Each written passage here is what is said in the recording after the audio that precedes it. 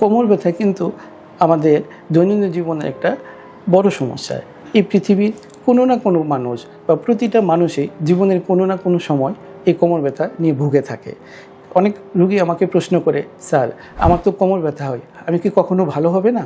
আমি তখন তাদের উদ্দেশ্যে বলি, হ্যাঁ, কোমর ব্যথা অবশ্যই আপনি ভালো হবেন, কিন্তু তার আগে কী কারণে কোমর ব্যথা হচ্ছে এই জিনিসটা আমাদের নির্ণয় করতে হবে। যেমন আমাদের দেশে কোমর ব্যথার অন্যতম প্রধান কারণ পশ্চারাল ব্যাক পেইন আর পজিশনাল ব্যাক পেইন। মানে কি, আমরা যদি সামনের দিকে ঝুঁকে কাজ করি তাহলে আমাদের কোমরের নার্ভের উপর খুব হেভি স্ট্রেন বা চাপ পড়ে, যার ফলে কোমর ব্যথা হয়। কাজেই কোমর ব্যথা থেকে, এই জাতীয় কোমর ব্যথা থেকে ভালো থাকতে গেলে আমাকে সামনের দিকে ঝুঁকে কাজ করা যাবে না। আমাকে সবসময় মেরুদণ্ডটা সোজা রাখতে হবে, ঘাড় সোজা রাখতে হবে এবং ভারী জিনিস বহন করা যাবে না। উঁচু জায়গায় বসতে হবে, নিচু জায়গায়ও বসা যাবে না। কোমর ব্যথার জন্য সামনে হাঁটা চলাফেরাতে কিন্তু কোনো সমস্যা নাই, কিন্তু সামনের দিকে ঝুঁকে কাজ করলে কোমর ব্যথা হয়। এবং শরীরে ওজন যদি বেশি থাকে, ওজনও কমাতে হবে। মোট কথা, আমাদের কোমরের স্পাইনাল কর্ডের উপর চাপ কমাতে হবে, তাহলেই কিন্তু আমরা পশ্চারাল কোমর ব্যথা থেকে ভালো থাকতে পারি। তো বললাম পশ্চারাল বা পজিশনাল ব্যাক পেন নিয়ে, কিন্তু কোমর ব্যথার অন্যতম একটা প্রধান কারণ যা ইয়াং এজে হয়ে থাকে মেকানিক্যাল ব্যাক পেন, যাকে আমরা বলি পিএলআইডি বা prolapse lumber intervertebral disk. Prolapse lumber intervertebral disk আসলে কোমরের দুই হাড়ের মাঝখানে, বিশেষ করে আমাদের নিচের দিকে লাম্বার 4 এবং 5-এ কোমরের দুই হাড়ের মাঝখানে একটা জেল থাকে।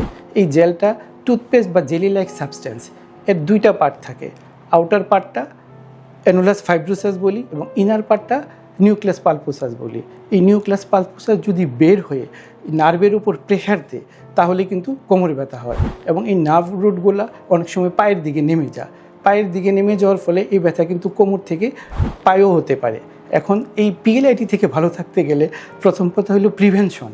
আমার যাতে পিএলআইডি না হয় এই দিকে নজর রাখতে হবে। এজন্য কি করতে হবে? এজন্য সামনের দিকে ঝুঁকে কাজ করা যাবে না এবং উঁচু জায়গায় বসতে হবে, নিচু জায়গায় বসা যাবে না। শরীরে ওজন বেশি থাকলে ওজন কমাইতে হবে। মেরুদণ্ডকে সবসময় সোজা রাখতে হবে, মানে straight. Always try to keep your spine straight. আপনি যদি সবসময় আপনার মেরুদণ্ডকে সোজা রেখে আপনার দৈনন্দিন কাজ করেন, যেমন অফিসিয়াল কাজ করেন, ল্যাপটপে কাজ করেন, কম্পিউটারে কাজ করেন, মোবাইলে কাজ করেন, কিন্তু মেরুদণ্ড সোজা, তাইলে কিন্তু আপনি এই পিএলআইডি প্রিভেন্ট করতে পারবেন। ভারী জিনিস তোলাও যাবে না। এখন যদি যার পিএলআইডি একবার হয়ে গেছে, যদি ব্যথা অল্প থাকে, তাইলে কিন্তু কনজারভেটিভ রেস্ট, কিছু মেডিসিন, কিছু ফিজিওথেরাপি নিলে ভালো হয়ে যায়। কিন্তু এর আরেকটা পার্ট আছে, নার্ভ রুটের উপর প্রেশার দিয়ে অনেক সময় কোনো পেশেন্টের পেশাব পায়খানা বন্ধ হয়ে যায়, যাকে আমরা মেডিকেল টার্মে কডাইকুইনা বলি। এটা কিন্তু একটা ইমার্জেন্সি সিচুয়েশন। এই ধরনের কডাইকুইনা সিনড্রোম হলে কিন্তু অপারেশন করে তখন রোগীকে ভালো করতে হয়। এবার আসি আমরা কোমর ব্যথার আরেকটি কারণ নিয়ে, যেটা হলো স্পাইনাল ফ্র্যাকচার। এখন কোনো ধরনের আঘাত, ট্রমা, অ্যাক্সিডেন্টের কারণে এই স্পাইনাল ফ্র্যাকচার হয়ে থাকে। কাজে ফ্র্যাকচার থেকে ভালো থাকতে গেলে আমাকে প্রিভেনশন ইজ বেটার। আমাকে সবসময় সতর্ক থাকতে হবে, বিশেষ করে রাস্তা পারাপারের সময় সতর্ক থাকতে হবে। ঠিক সিঁড়ি দিয়ে ওঠা নামার সময় সতর্ক থাকতে হবে। গাড়ি দিয়ে চলার সময়ও আমাকে সতর্ক অবস্থায় থাকতে হবে, যাতে কোনো ধরনের আঘাত না হয়। কিন্তু এই আঘাতজনিত কারণে কোমর ব্যথা হয়ে যদি আঘাতজনিত কারণে যদি স্পাইনাল ফ্র্যাকচার একবার হয়ে যায়, তখন কিন্তু আমাদের এটা দেখতে হবে পেশেন্টকে ফ্র্যাকচারের কারণে ব্যথা তো আছে, কিন্তু নিউরোলজিক্যাল আরও সিমটম, যে পা অবশ হয়ে যাচ্ছে কিনা, তার পেশাব পায়খানা বন্ধ হয়ে যাচ্ছে কিনা, এই ধরনের সিমটম আছে কিনা। যদি না থাকে তাহলে আমরা বলি কনজারভেটিভ ট্রিটমেন্ট। একটু রেস্ট, একটু ফিজিওথেরাপি, একটু মেডিসিন খেলে রোগী কিন্তু 6 থেকে 12 সপ্তাহের ভিতর সাধারণত ভালো হয়ে যায়। কিন্তু এই ফ্র্যাকচারটা যদি ডিসপ্লেসড হয়, মানে ভেঙে সরে যায় এবং স্পাইনাল কর্ডের উপর চাপ দিয়ে যদি পেশাব পায়খানা বন্ধ হয়ে যায়, তাইলে কিন্তু আমাকে ডিকম্প্রেশন অপারেশন, মানে সার্জারি করে এই জিনিসটা ঠিক করতে হয়। এরপরে আমরা আসি কোমর ব্যথার আরেকটি অন্যতম প্রধান কারণ স্পাইনাল ক্যানেল স্টেনোসিস নিয়ে। স্পাইনাল ক্যানেল স্টেনোসিস সাধারণত একটু বয়স্ক রোগীদের হয়ে থাকে, কারণ এই যে আমাদের স্পাইনাল যে ক্যানেল, এই ক্যানেল বা ক্যানেলের আশেপাশে যে ফোরামেন, যার দিক দিয়ে নার্ভ রুটগুলো বের হয়ে থাকে, এই ফোরামেনগুলো যদি বা ক্যানেল যদি কোনো কারণে চিকন হয়ে যায়, কী কারণে চিকন হয়ে যায়, এখানে নতুন কোনো হাড় তৈরি হইতে পারে, যাকে আমরা বলি অস্টিওফাইট, অথবা এর আশেপাশে যে লিগামেন্ট থাকে, মাসেল থাকে, এগুলো ঠিক হয়ে যায়। ঠিক হয়ে যাওয়ার ফলে এই ক্যানেলটা চিকন হয়, ফোরামেনটা চিকন হয়ে যায়, তখন নার্ভ কিন্তু কম্প্রেসড হয়, অস্টিওফাইট দিয়ে চিকন হওয়া যায়। এই কম্প্রেসড হওয়ার ফলে নার্ভে ব্যথা হয় এবং এই নার্ভগুলো পায়ের দিকে নেমে আসে। কাজেই কোমরের এই ব্যথা পায়ের দিকেও নেমে যেতে পারে। স্পাইনাল ক্যানেল স্টেনোসিস থেকে ভালো থাকার উপায় হলো আমাকে এটা কিন্তু যদি নিউরোলজিক্যাল কোনো ইনভলভমেন্টটা কম থাকে তাহলেও কিন্তু আমরা conservative treatment, rest, physiotherapy, medicine এবং কোমরে বেল পরে রোগী ভালো থাকতে পারে অনেক দিন। কিন্তু যদি ব্যথা তীব্র হয়, খুব বেশি তীব্র হয়, পা ঝিনঝিন করে, পা দুর্বল লাগে, ইভেন পা প্যারালাইসিসও হয়ে যায়, তাহলে কিন্তু আমাদের অপারেটিভ প্রসিডিওর, যাকে আমরা ডিকম্প্রেশন বলি, মানে ওই ক্যানেলের আশেপাশের হাড়গুলো কেটে ক্যানেলটাকে আমরা বড় করে দিই, যার ফলে রোগী ভালো থাকে। এবার আসি অস্টিওপোরোসিস নিয়ে। অস্টিওপোরোসিস হলো বোনের যে ভিতরে যে ক্যালসিয়াম বা অন্যান্য যে উপাদান থাকে, এই উপাদানগুলো কিন্তু কমে যায়। কমে যাওয়ার ফলে বোনগুলা ভঙ্গুর হয় এবং অল্প আঘাতে ভেঙে যায়। এই কারণে কিন্তু কোমরে ব্যথা হয় অস্টিওপোরোসিসের জন্য।